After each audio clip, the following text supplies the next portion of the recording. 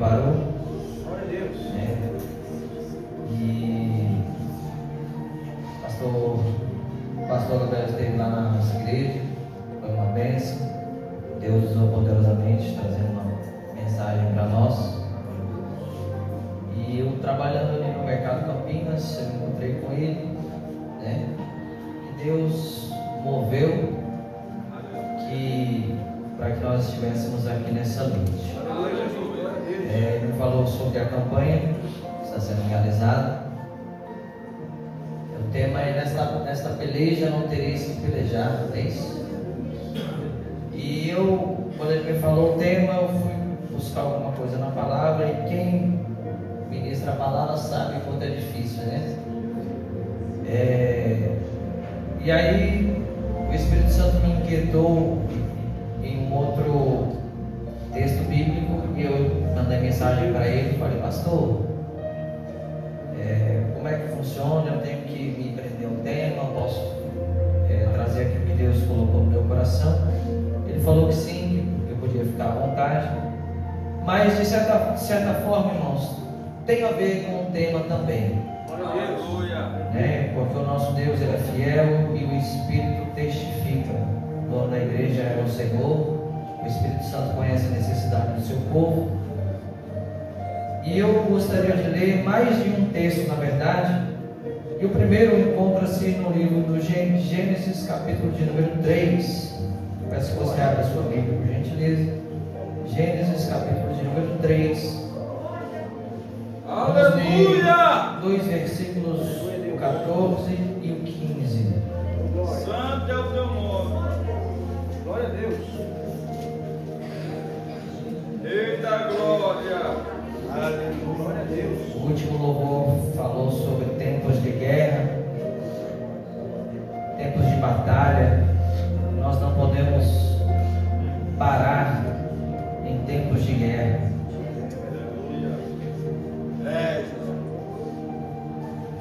Gênesis capítulo 3, versículo 14 e 15, que diz assim, versículo de número 14: Então o Senhor Deus disse à serpente: Porquanto fizeste isso, maldita serás mais do que todas as bestas, mais do que todos os animais do campo.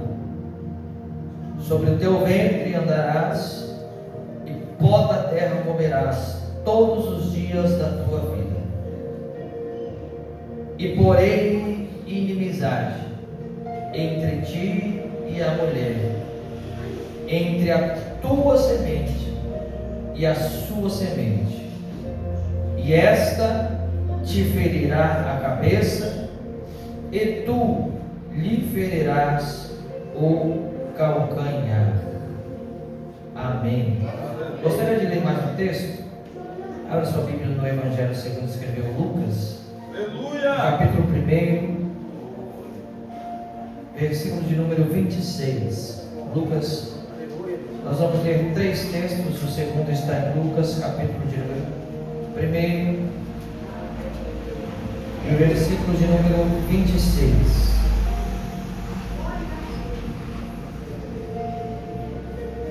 Eita glória! Diz assim, Glória a Deus. Lucas capítulo 1, versículo 26, diz assim: E no 6º mês foi o anjo Gabriel enviado por Deus a uma cidade da Galileia, chamada Nazaré, a uma virgem desposada com um varão cujo nome era José, da casa de Davi. E o nome da virgem era Maria. E entrando o anjo onde ela estava, disse: Salve, agraciada, o Senhor é contigo, bendita és tu entre as mulheres. E vendo-o ela, turbou-se muito com aquelas palavras, e considerava que saudação seria esta. Disse-lhe então o anjo: Maria, não temas, porque achastes graça diante de Deus. E eis que em teu ventre conceberás, e dará à luz um filho, e por-lhe-ás o nome de Jesus. E este será grande, e será chamado Filho do Altíssimo, e o Senhor Deus lhe dará o trono de Davi, seu pai. E reinará eternamente na casa de Jacó, e o seu reino não terá fim. Apenas mais um texto, dessa vez do Evangelho de João, capítulo 19. E vamos ler somente o versículo de número 30. Evangelho segundo escreveu João, capítulo de número 19, versículo de número 30. Glória a Deus. Eu poderia ler apenas um texto, mas durante a mensagem os irmãos entenderão por que eu estou fazendo questão de ler esses três textos aqui. Evangelho de João, Evangelho segundo escreveu João, capítulo 19, versículo de número 30. Diz assim: E quando Jesus tomou o vinagre, disse: Está consumado. E, inclinando a cabeça, entregou o Espírito. Glória a Deus. Pode tomar seu assento em nome de Jesus. Glorificando o nome do Senhor nessa noite.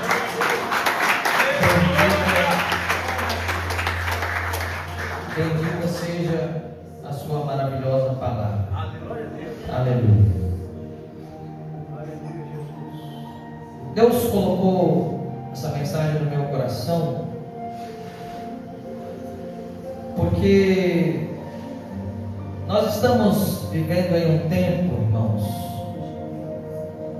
onde os ataques do nosso adversário, do inimigo da nossa alma, eles têm se intensificado contra a igreja do Senhor e contra aqueles que, assim como Daniel, assentaram no seu coração não se contaminar com os manjares do rei. E nós estamos em uma batalha que, apesar de ser espiritual e de não ser vista, ela é uma batalha real. Ela é uma batalha que, como eu já disse, ela tem se intensificado e vai se intensificar cada vez mais. E nós, como povo de Deus, precisamos estar atentos e ter discernimento ao que está acontecendo no mundo espiritual. Se nós lermos a primeira carta do apóstolo, que o apóstolo Pedro escreveu, no capítulo de número 5, versículo de número 8, Pedro ele vai nos trazer um alerta e ele vai dizer assim: sede sóbrio, vigiai, porque o vosso adversário anda ao vosso ou ao nosso derredor, bramando como um leão, buscando a quem possa tragar. Ora, Pedro deixa bem claro que o ataque do diabo ele é real e ele acontece. Se nós lermos o livro de Jó, capítulo de número 1, a partir do versículo de número 7, quando os filhos de Deus se reuniram na presença de Deus, Satanás também se apresentou entre os filhos de Deus, e Deus perguntou para Satanás: de onde vens? Para onde vais? E Satanás respondeu: eu vim de rodear a terra e passear por ela. Se nós lermos o texto de Lucas, capítulo de número 22, versículo de número 31, Jesus faz um alerta para Pedro, que serve para todos nós. Jesus vai dizer para Pedro assim: Pedro, Satanás, o mesmo que anda como um leão, o mesmo que anda ao redor da terra, ele pediu para cirandar a tua alma. Esses textos mostram que Satanás está ativo, atuante. Satanás está empenhado em uma guerra contra o ser humano e principalmente principalmente contra os filhos de Deus. Se nós lermos no Evangelho de João, capítulo de número 14, versículo de número 31, Jesus conversando com os seus discípulos no final do capítulo, ele vai dizer: olha, eu já não falarei muito convosco, porque se aproxima o príncipe deste mundo, e nada tenho eu com ele, ou nada ele tem em mim. Se nós lermos a segunda carta aos Coríntios, capítulo de número 4, versículo de número 4, o apóstolo Paulo vai escrever e vai dizer que o Deus deste século, a saber, o Deus com D minúsculo, referindo-se a Satanás, Paulo vai dizer que ele cegou o entendimento dos incrédulos, para que não lhes resplandeça a luz da glória do Evangelho de Cristo. Mais um texto que nos mostra que Satanás está atuando e empenhado em destruir o ser humano. Se nós lermos também Efésios capítulo 2, versículo de número 2, o mesmo apóstolo Paulo vai dizer que há um espírito que opera nos filhos da desobediência. Ora, esta palavra opera é uma palavra que diz, que significa que ele está atuando, operando, agindo. Mas o que me chama a atenção, pastor, é que Paulo diz que esse espírito opera nos filhos da desobediência. E é por isso que a palavra, se nós lermos Mateus, capítulo de número 12, versículo de número 43, Jesus vai dizer que quando um espírito imundo tem saído do homem, ele anda por lugares desertos, procurando morada, e quando ele não encontra, ele diz: voltarei para a casa de onde eu saí. E se ele voltar e ele encontrar a casa limpa, vazia e organizada, ele entra ali com outros 7 espíritos, e o último estado daquele homem é pior do que o primeiro. Mais um texto que nos mostra que Satanás não está parado, Satanás não está de braços cruzados, ele está agindo, ele está operando e ele está atuando. Pastor, o senhor veio aqui falar sobre Satanás? Não. Eu estou apenas nesta introdução trazendo aqui um alerta para todos nós. Porque Satanás, ele tem mudado, pastor. Ele tem muitas vezes se infiltrado dentro de muitos lugares, muitos templos, muitas igrejas. E ele tem distorcido o Evangelho. Porque Satanás, ele entendeu e ele usa um lema: se eu não passo com eles, eu me infiltro no meio deles. E se infiltrando em nosso meio, ele nos traz um Evangelho que muitas vezes nos faz esquecer que nós temos um inimigo e que ele está atuando. Nós precisamos estar alerta. Nós precisamos estar atentos a isso. Nós precisamos ter discernimento. E nós precisamos fechar todas as brechas pelas quais ele possa entrar. E é interessante que, se nós lermos no livro de Cantares, no capítulo de número 2, no versículo de número 14, Salomão vai escrever e vai dizer assim: apanhai-me as raposas. Mas ele vai enfatizar e ele vai dizer o seguinte: mas não são só as raposas, são as raposinhas, porque elas que fazem mal à vinha, e as nossas vinhas estão em flor. Ele diz assim: olha, para contextualizar e para os irmãos entenderem, naquela época havia plantações de uva, E nessas plantações, muitas vezes as raposas invadiam e elas destruíam o vinhedo, a plantação de uva. E os plantadores, eles faziam cercas ao redor da plantação para as raposas não entrarem. Mas eles começaram a perceber que mesmo com a cerca ao redor, o estrago continuava. E eles foram então entender que haviam brechas minúsculas na cerca ao redor da vinha, onde as raposas grandes não entravam, mas as raposinhas conseguiam entrar por essas brechinhas e conseguiam destruir as vinhas. Pastor, não estou entendendo. Muitas vezes a gente se preocupa com pecados como adultério, a gente vigia muitas vezes, prostituição. Muitas vezes a gente se preocupa com pecados que são muitas vezes falados diariamente entre nós. Mas muitas vezes nós não nos preocupamos com pecados que, apesar de serem pecados que parecem inofensivos, não são.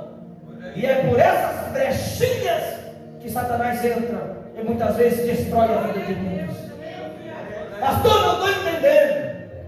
Muitas vezes vigia no adultério, mas não vigia na língua. Muitas vezes vigia com os olhos, mas não vigia os ouvidos. Está ouvindo para qualquer um. E são por essas brechinhas que Satanás entra e muitas vezes destrói a vinha. E nesta noite Deus está aqui nos trazendo, neste primeiro momento, Deus está nos trazendo um alerta para que vigiemos. É por isso que, como eu já citei aqui, 1 Pedro 5,8, vigiai, sede sóbrio. Duas coisas que Pedro fala: vigia e seja sóbrio, atento, ligado, percebendo o que está acontecendo no mundo espiritual.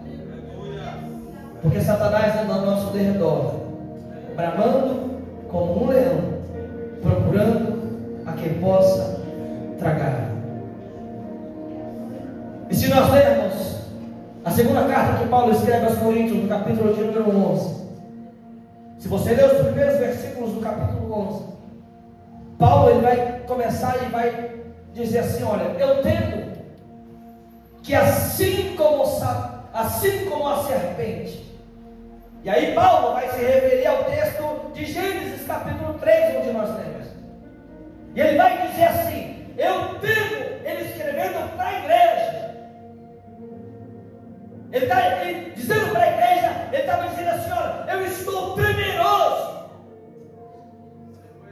Eu estou com medo de, assim como a serpente enganou Eva, alguns de vós sejam também enganados e tenham os vossos sentidos corrompidos. E aí Paulo vai falar de um outro Espírito, de um outro Jesus, que não é o Espírito Santo de Deus e que não é o Jesus que nós conhecemos. E nós sabemos, irmãos, que muitas vezes tem sido pregado por aí o Evangelho que não é o Evangelho de Cristo. Tem sido apresentado por aí um Espírito que não é o Espírito Santo de Deus. Mas o sangue de Jesus nos guarde. Porque quando eu cheguei por aquelas portas, a oração do pastor era de que ainda há uma geração que busca a Deus e que tem discernimento. Nesta noite, nesta primeira parte da mensagem, Deus Ele nos traz um alerta de que nós temos que vigiar, porque Satanás está atuando. Se nós temos um livro, o Evangelho segundo escreveu Marcos, no Evangelho de Marcos, é o evangelho em que mais descreve Jesus em batalhas espirituais contra demônios. De todos os evangelhos, Mateus, Marcos, Lucas e João, o evangelho de Marcos é o evangelho onde mais apresenta Jesus tendo embates espirituais contra os demônios. E nós vamos perceber nesse evangelho que os demônios, os espíritos imundos, estão por trás de muitas enfermidades, de muitos casos de lunáticos. Por exemplo, o evangelho de Marcos descreve a passagem dos endemoniados gadarenos, que eram tão ferozes que ninguém podia chegar perto daquele homem. E ele andava pelos sepulcros se ferindo, e ninguém podia contê-lo, porque ele era amarrado com cadeias, mas ele rompia as cadeias. Mas louvado seja o nosso Deus. Porque no texto que nós lemos em Gênesis, capítulo número 3, Deus nos traz a primeira profecia que nos dá uma ponta de esperança contra Satanás e contra os seus demônios. Deus, ao ver a atuação da serpente lá no Éden, tentando interromper os planos que Deus tinha para o homem, Deus olhou e Deus disse assim: Satanás, você entrou no Éden, você corrompeu o homem, você tentou impedir um plano que eu tinha para o ser humano. Mas vem cá, deixa eu equilibrar esse jogo aqui. Deixa eu equilibrar o jogo. E aí Deus chama a serpente e diz para a serpente assim: maldita serás tu entre todas as animarias do campo. Você vai rastejar sobre o teu ventre e você vai comer pó. Mas não para só por aí, não. Não vai parar só aí. Eu vou pôr inimizade entre a tua semente e a semente da mulher. E da semente da mulher vai nascer um que vai ferir a tua cabeça. Tu vai ferir o calcanhar dele, é certo.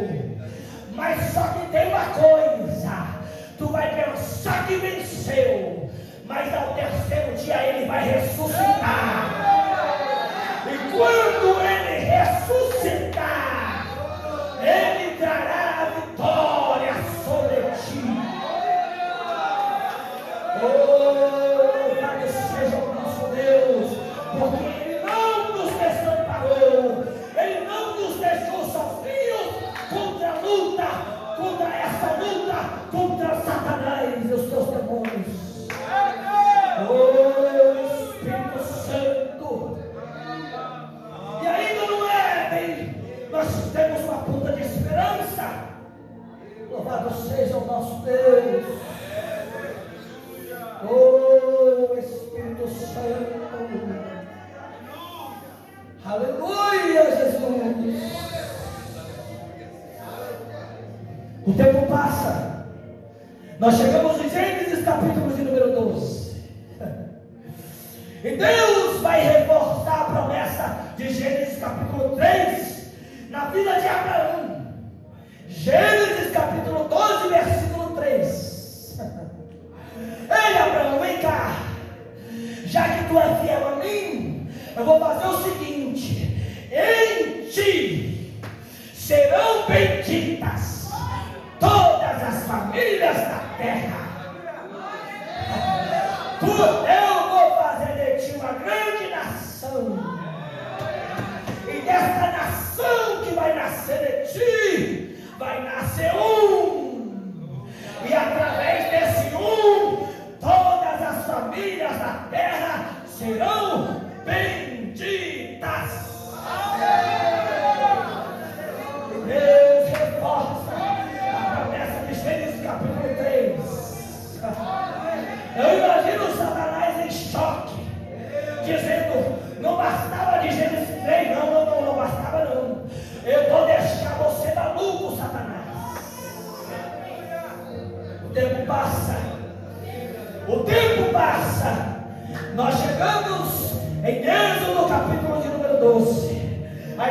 Deus vai nos dar mais um sinal. O povo, antes de sair do Egito, Deus diz assim: olha, vou dar mais um sinal para vocês. E o sinal vai ser esse: antes de vocês saírem do Egito, o espírito do destruidor vai passar sobre o Egito e vai ferir todo o primogênito. Mas tem um detalhe: vocês vão pegar um cordeiro, vocês vão sacrificar um cordeiro, e o sangue desse cordeiro vocês vão passar sobre os umbrais das portas. Enquanto o espírito destruidor passar, ele vai ver o sangue do cordeiro na porta e ele vai dizer: aí eu não posso entrar não, eu não posso entrar porque o sangue está na porta. Eu não sei se você está entendendo a referência. Se você não entendeu, daqui a pouco você vai entender. Aleluia! E os egípcios e os hebreus obedecem. Nós conhecemos a história, nós sabemos que o espírito do destruidor da morte passa. E quando ele passa, ele olha: tem sangue? Não tem. Vou entrar e vou levar o primogênito. Aí ele vai na outra casa: tem sangue? Tem sangue. Aqui eu não posso entrar, porque está protegido pelo sangue do cordeiro. Oh, aleluia! O tempo passa. O tempo passa mais um pouco. Aí Deus levanta um profeta chamado Isaías, conhecido profeta messiânico. Oh, aleluia! No capítulo de número 7, no versículo de número 14, para endoidar a cabeça de Satanás, Deus levanta Isaías, e Isaías abre a boca e diz assim: eis que o mesmo Deus vos dará um sinal, e o sinal vai ser esse: eis que a virgem conceberá, e ela vai ter um filho, e o nome desse menino será Emanuel, que significa Deus conosco. O principado estará sobre os seus ombros, ele vai reinar e vai vencer. Oh, aleluia! Eu comecei dizendo: Satanás está vivo, está atuando, está operando, está. Mas temos uma ponta de esperança. Mas nós temos uma ponta de esperança. Ele pode estar operando, atuando, pode estar agindo, mas nós temos uma ponta de esperança.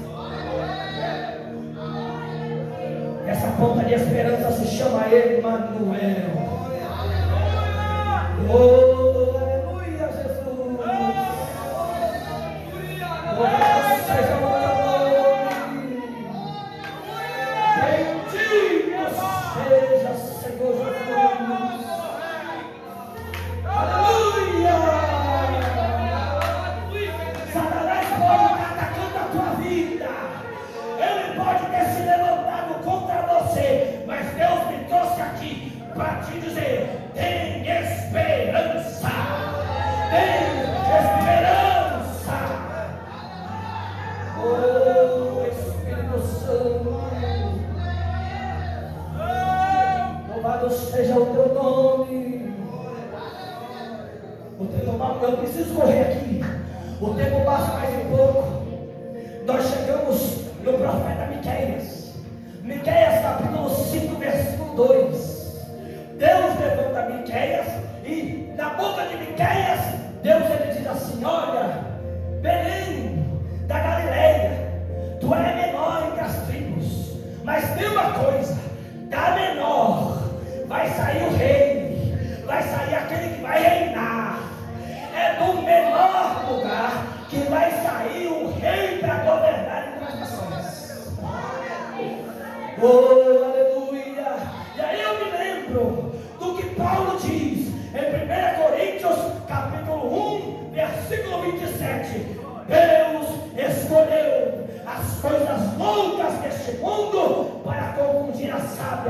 Deus escolheu as coisas que não são para confundir as que são. Deus escolheu as coisas fracas para confundir as fortes. Oh, aleluia! E o povo está esperando o Messias. Só que o povo espera o Messias que vai nascer de uma linhagem real. O povo esperava um Messias que ia nascer filho de alguém importante, em berço de ouro. Aí Deus, para confundir o inferno e dar um nó na cabeça dos homens, Deus diz: não vai nascer em berço de ouro, não. Vai nascer no lugar mais improvável que tem para nascer. Aonde é? Em uma estribaria, no meio de jumento, no meio da palha. É lá que vai nascer o Salvador da humanidade. Oh, glória!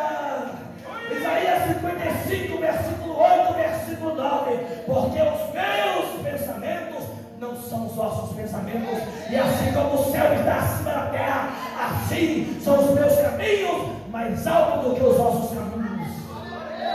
Oh, aleluia! E está lá o povo esperando. Onde é que vai nascer o Messias? Será que ele vai nascer na casa do nobre? Será que ele vai ser desse? Será que ele vai vir de alguém importante? Oh, glória! Aí Deus diz: não, vou confundir todo mundo. Sabe de onde ele vai nascer? Ele vai nascer de alguém que ninguém ainda nem conhece. Uma virgem, uma mulher humilde, simples, que ninguém dá nada. Oh, glória! Oh, porque nosso Deus é assim, irmãos.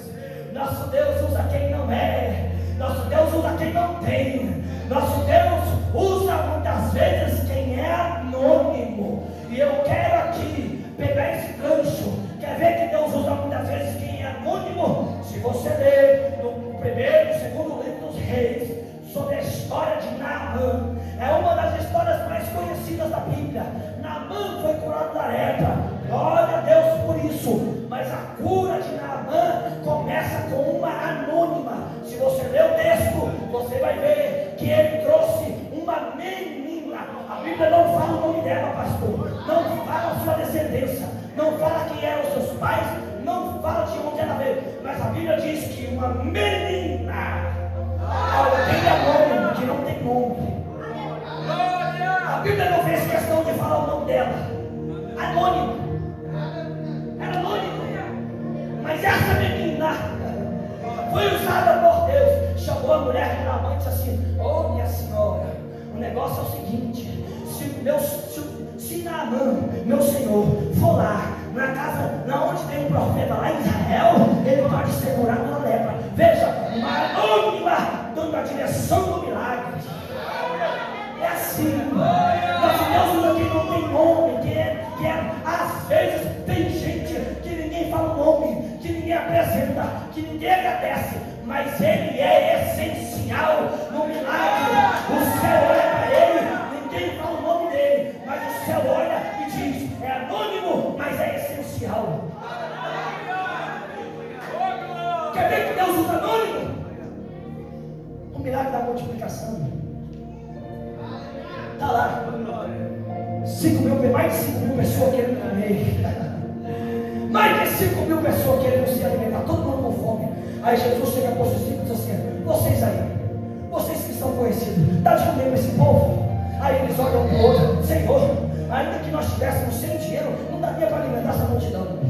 Aí Jesus olha para a multidão e imagina Jesus perguntar assim: mas não tem ninguém aí que tem nada? Aí alguém lembra: aqui entre nós tem um menino, mais um anônimo, mais alguém que a Bíblia não faz questão de falar o nome dele. Mas esse menino, ele tem 5 pães e 2 peixinhos. E aí Jesus vai lá, pega o que o anônimo tem, apresenta para Deus e diz assim: Pai, eu te dou graça porque o Senhor sempre me ouve. E aí chega para os discípulos e diz assim: ó, Eu peguei de um anônimo, agora eu coloco na mão de vocês. Vai lá, dá de comer para essa multidão. Oh, aleluia!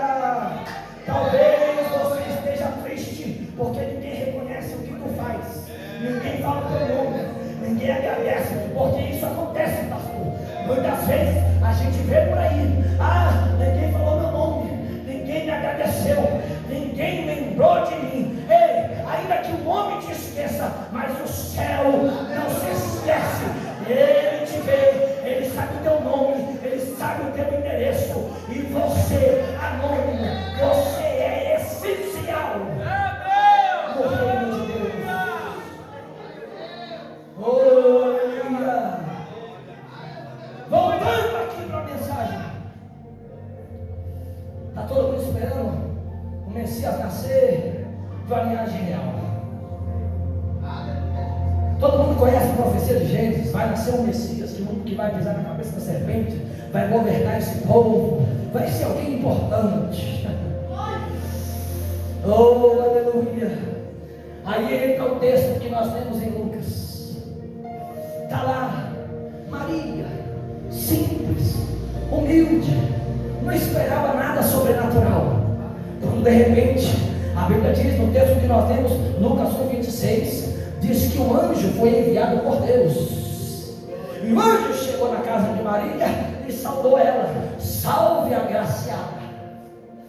Ela olhou e não entendeu nada, ficou tentando entender que saudação seria aquela. E aí o anjo olha para ela e diz assim: bendita és tu entre as mulheres,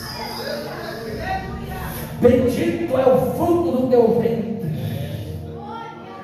porque o Espírito Santo está gerando no teu ventre que vai ser grande, vai ser rei. O nome dele será Jesus, e ele é aquele que vai guiar este povo. E aí Maria recebe aquela saudação.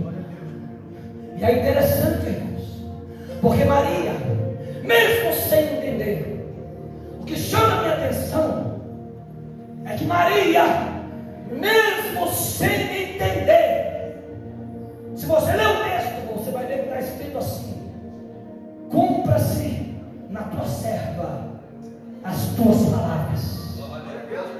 Eu não estou entendendo nada, mas eu creio, cumpra-se em mim o que eu estou falando. O nosso problema é que muitas vezes a gente quer entender. A gente quer entender. A gente quer trazer Deus para a nossa capacidade limitada de raciocinar. Mas deixa eu te dizer uma coisa aqui. João capítulo 13. Jesus está reunido com os discípulos. Aí Jesus senta, manda todo mundo sentar. E Jesus diz assim: olha, eu vou lavar os pés de todo mundo. A função de lavar os pés era do servo mais humilde da casa. Os discípulos olham para o outro sem entender nada. Aí Pedro se levanta e diz assim: não, Senhor, de maneira nenhuma.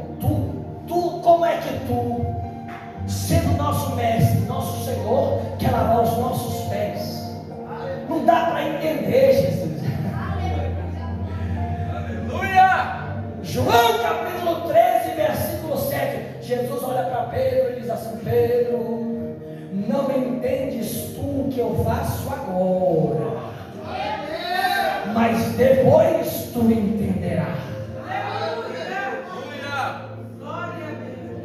O problema é que muitas vezes a gente é que nem Pedro, a gente quer entender como, por onde ele vai fazer. Aí Jesus dá logo uma lapada em Pedro: Pedro, tu não precisa entender nada agora, só obedece, não precisa entender nada, só obedece. Está lembrando da pesca maravilhosa? Os discípulos passaram a noite inteira tentando pescar.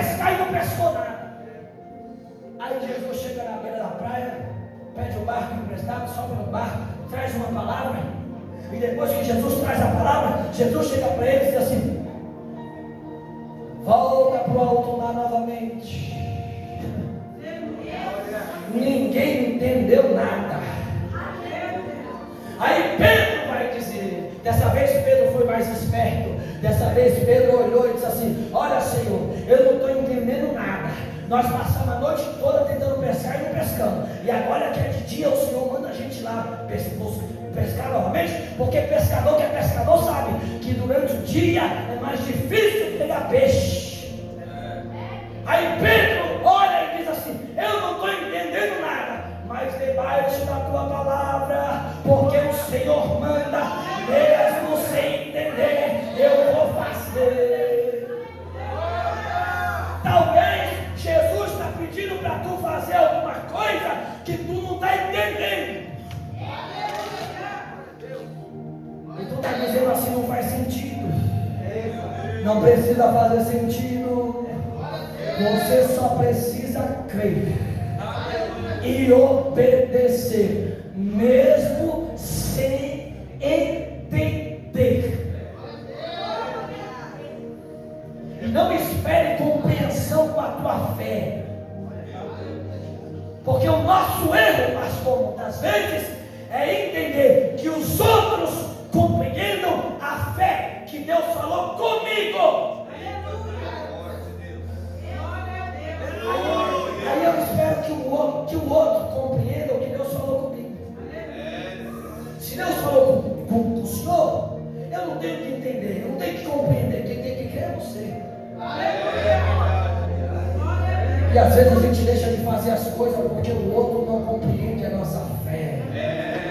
Pode deixar chamar de doido, de maluco, de lunático, pode deixar chamar de religioso, chama do que quiser. Eu faço que nem Paulo, eu sei em quem eu tenho crido. Eu sei, se tu não sabe, o problema é teu, mas eu sei em quem eu tenho crido.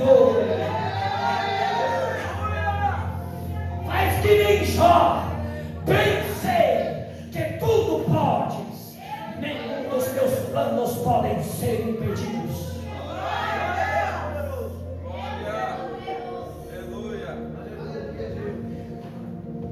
E aí o anjo fala para Maria: ó, vai nascer um netinho, esse vai ser o rei.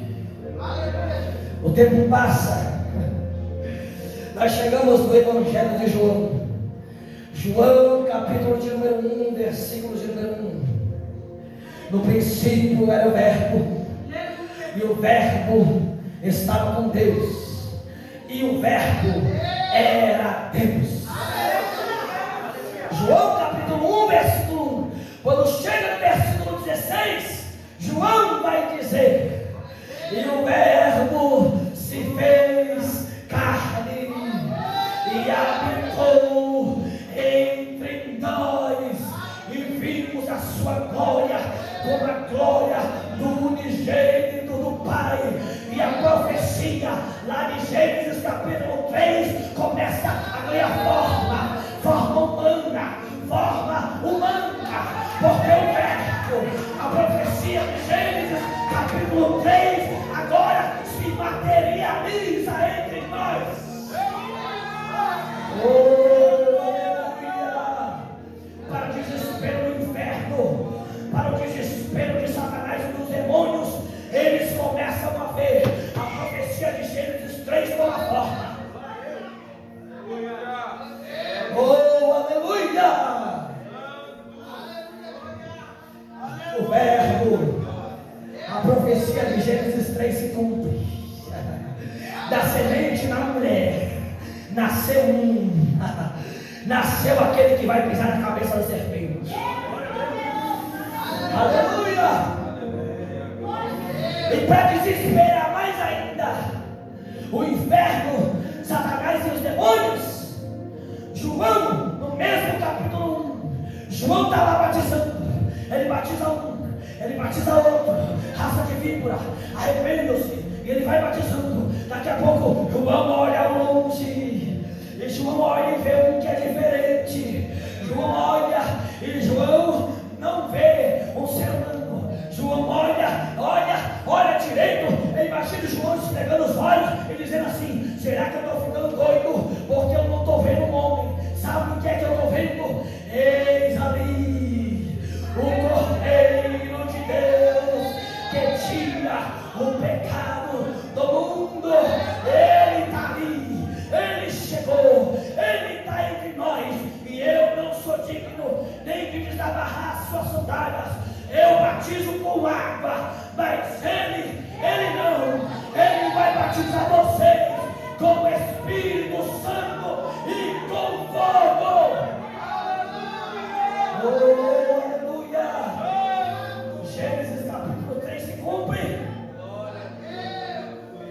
Está lembrado da referência lá de Êxodo capítulo 12? O cordeiro que foi sacrificado e o sangue foi passando nas portas. Dessa vez não é mais um animal, não é um homem de carne e osso, igual você. Porque em Hebreus capítulo 2 vai dizer que ele participou da carne, do sangue, das mesmas tentações que nós, mas sem pecado. Aleluia! E o cordeiro, aquele que foi profetizado em Gênesis 3, agora toma forma humana. Ele está entre nós. Satanás, os demônios, o inferno, está todo mundo em pânico. E esse menino começa a crescer. E aí ele se torna adulto. E quando ele se torna adulto, ele é batizado por João. E ele nos dá um exemplo, pastor. Um exemplo de humildade, de simplicidade e de disciplina. Qual é o exemplo que ele nos dá? Porque ele, como sendo filho de Deus, ele podia bater no peito. E ele podia dizer assim: João, eu não preciso ser batizado por tu não. Se ajoelha aí, porque quem vai batizar você sou eu. Mas aí João olha para ele e diz assim: Senhor, eu não sou digno de te batizar. Eu é que preciso ser batizado por ti, Senhor. Mas Jesus olha e diz: não, eu vou dar exemplo para os meus irmãos. Eu vou dar exemplo para quem está vindo depois. Eu vou seguir as regras. Eu vou respeitar a autoridade que está para batizar. Porque, pastor, a autoridade para batizar ali era de João. João foi levantado por Deus para batizar. A autoridade espiritual era de João. E pastor, onde é que o senhor quer chegar? Às vezes, estou falando de Jesus. Jesus podia bater no peito, podia desobedecer as regras. Ele dizia: é isso mesmo, você que precisa ser batizado por mim, eu não vou respeitar a tua autoridade não. Estou falando de Jesus. Às vezes eu vejo gente por aí que olha para a autoridade levantada por Deus e não respeita, não quer obedecer, não quer se submeter. Eu conheço gente, eu sei do que eu estou falando, porque eu sou pastor de igreja. Eu não estou à frente da igreja onde eu estou agora, mas eu já liderei igreja, e eu já vi gente que olhou para líder e para pastor e disse assim: quem está pensando que é? Está pensando que manda? Está pensando que é quem? Oh, meu filho, cuidado, respeita a autoridade levantada por Deus, porque Jesus respeitou a autoridade de João. Eu vejo gente por aí, pastor, que não quer se submeter. E eu vou apertar um pouquinho mais aqui, eu sei que o tempo é curto, mas Deus está falando com alguém aqui. Eu já vi gente usar o texto lá de 1 Samuel, dizendo que o sacerdote ali estava velho, estava sem visão, perdeu a autoridade. Mas deixa eu te dizer uma coisa, deixa eu te contar um detalhe. Samuel era um menino,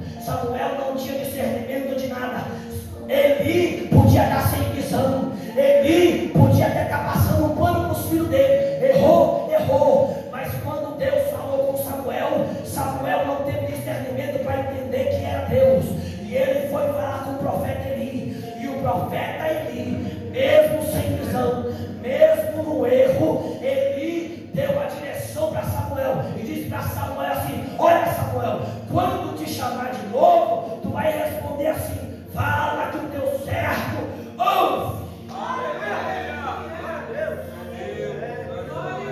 E tem gente que não quer obedecer, dizendo que o líder está sem visão, o líder perdeu a mão, não está sabendo fazer as coisas. Ei, até líder sem visão pode te dar uma orientação que vai fazer o teu ministério crescer.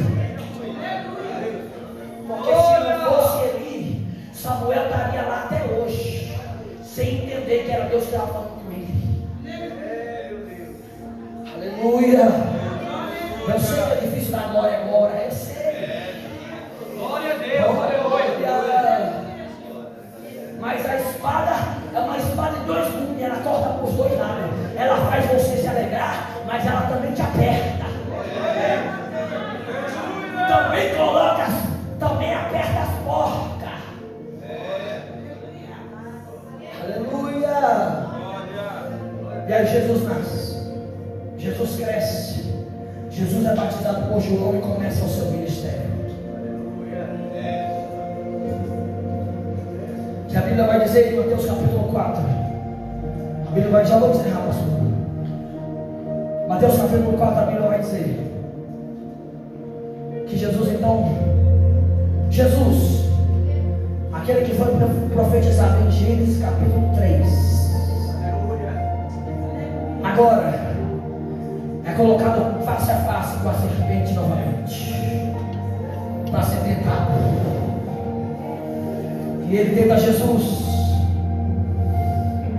E Jesus 40 dias sem comer, ele diz: manda essas pedras se transformarem em pão. Aí Jesus diz: não. Está escrito, nem só de pão viverá o homem, mas de toda palavra que sai da boca de Deus. Diferente de Adão, Jesus se submeteu à palavra de Deus, aquilo que Deus disse. Diferente de Adão, Jesus obedeceu o que estava escrito e o que foi falado por Deus. Lança-te daqui abaixo, prova, mostra que tu é Deus, tu é o Filho de Deus. Não tentarás o Senhor teu Deus, está escrito também. Ele passa pela tentação, e eu vou correr um pouco aqui por causa do horário. E aí Jesus começa a escolher discípulos. Se você ler os evangelhos, se eu não me falo a memória, no evangelho de João diz que ele tinha 70. Começou com 70 seguindo ele.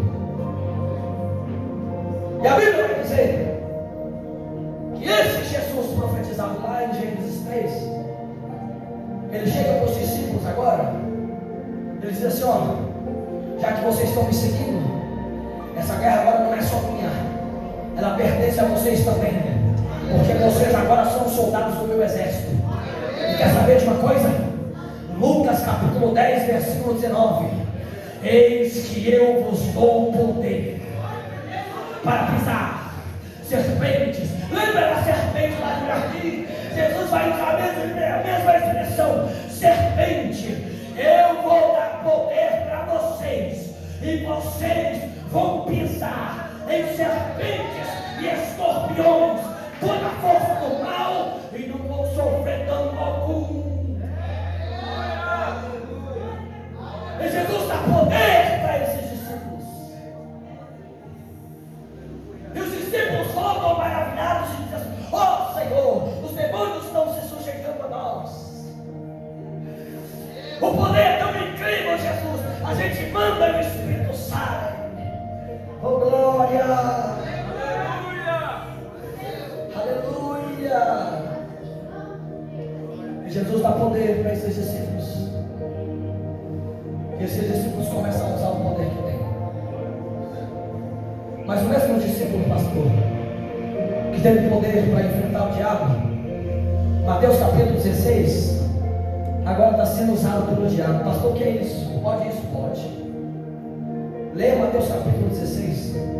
Jesus está reunido com os discípulos e diz para os discípulos assim: olha, é necessário que eu vá até Jerusalém, seja entregue na mão dos homens, morra, ressuscita no terceiro dia. Mas tem uma coisa: vou ressuscitar o terceiro dia. E quando eu ressuscitar, aí eu vou restaurar o reino de Israel. Aí Pedro, tomando a parte, chama Jesus de cantinho e diz para Jesus: ô Senhor, tenha piedade de ti mesmo. Não precisa ir até Jerusalém não. Esse negócio de cruz, esse negócio de sofrimento, esse negócio de morrer, deixa esse negócio para lá. Fica aqui com a gente. Não precisa ir não, Jesus. Aí Jesus olhando para ele, Jesus não viu Pedro, Jesus viu a mesma serpente que tentou enganar Eva lá no jardim. Aí Jesus olhou e disse assim: eu tenho discernimento, eu sei que não é tu, Pedro, então eu vou te dizer: para trás de mim, Satanás, porque tu não entende das coisas dos homens, mas tu só entende, não entende das coisas de Deus, mas só as coisas dos homens.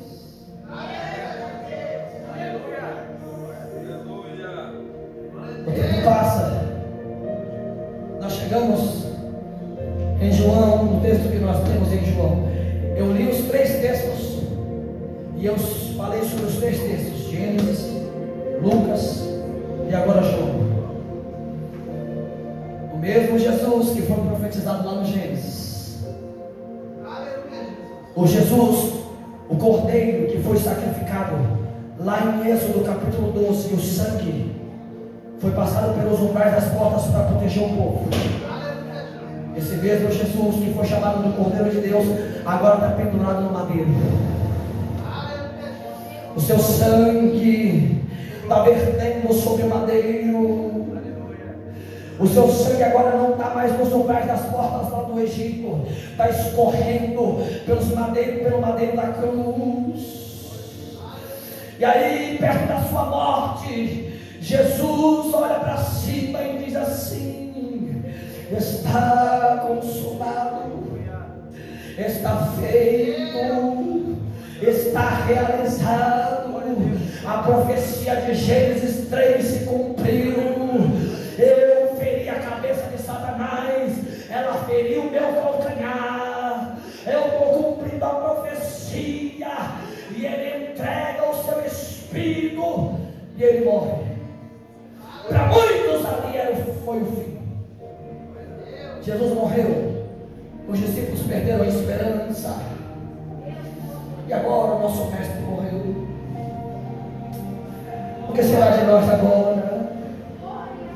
Mas no terceiro dia ele aparece lá na praia, na beira da praia. Os discípulos tinham voltado a pescar. De repente eles olham, João capítulo 20, eles olham, tem alguém na beira da praia e diz para ele assim: joga a rede do outro lado.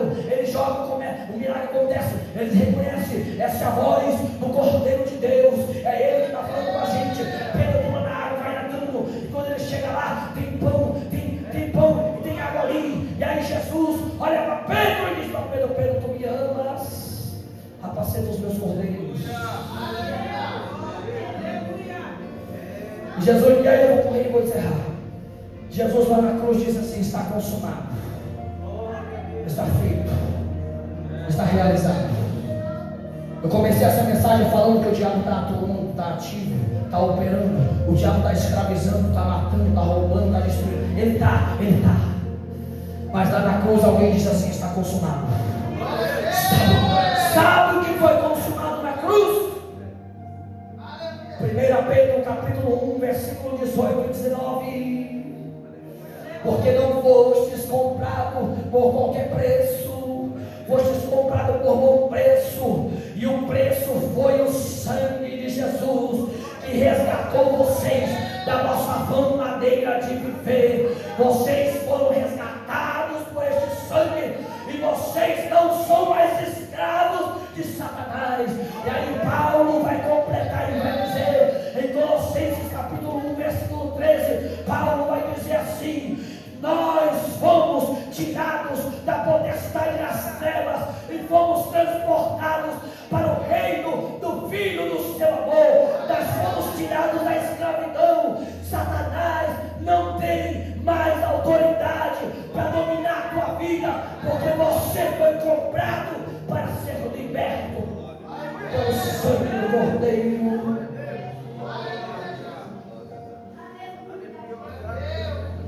2 Coríntios capítulo 10, versículo 5, Paulo diz assim: porque porque as nossas armas não são carnais, mas são poderosas em Deus para a destruição das fortalezas. Eu trouxe essa palavra hoje aqui para chegar aqui no fim da mensagem para dizer para você: Satanás, ele só dominou algumas áreas da tua vida, porque você não está usando a autoridade que Jesus conquistou na cruz para você. Tem áreas da nossa vida que Satanás ele só atua porque a gente não usa a autoridade que Cristo conquistou para nós. Ele nos deu autoridade, poder. Marcos capítulo 16, se não me engano, versículo 21, se não me engano. E esses sinais seguirão os que crerem.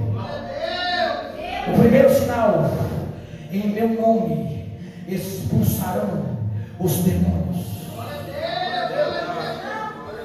Chega lá na tua casa hoje, usa a autoridade que Deus te deu. Eu trago aqui uma profecia da parte de Deus.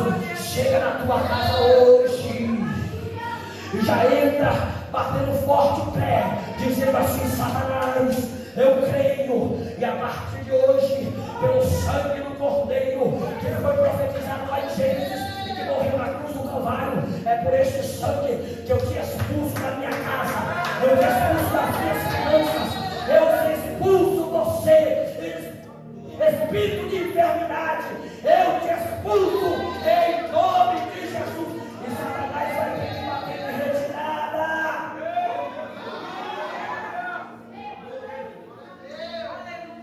Eu encerro deixando aqui para vocês Romanos capítulo 16, versículo 20. Em breve o Deus de paz esmagará Satanás debaixo dos nossos pés. Bendito seja o Cordeiro de Deus, que foi sacrificado em nosso lugar para nos dar vitória sobre Satanás e sobre os demônios. E se você crê nesta palavra, aplauda ao Senhor em nome de Jesus. E agradeça a Deus.